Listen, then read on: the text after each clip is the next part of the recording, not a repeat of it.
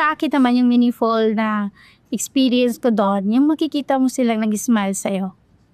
Yun. And then yung nakikita mo yung growth nila na yung akala mo yung time na, uy, ito yun si ano eh.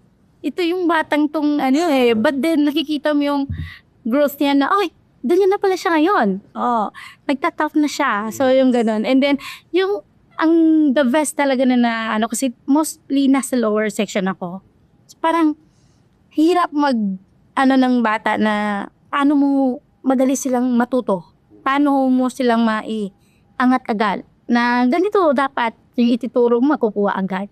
But then makikita mo parang wala. Parang ganun lang sila. But then after a while, pag nakikita mo yung minsan bigla na lang click na, uy, pinatutunan na pala to. O yung ganung bata, may nakikita ka ng kumbaga changes sa kanya. So parang na-uplift din yung ano mo, yung sarili mo na, uy, may naibigay pala abot. May kabuluhan pala yung paghihirap. Alam mo yung ganun. And then, ang pinaka the best talaga sa akin yung pag-uuwi, yung magbe-bless siya sa'yo.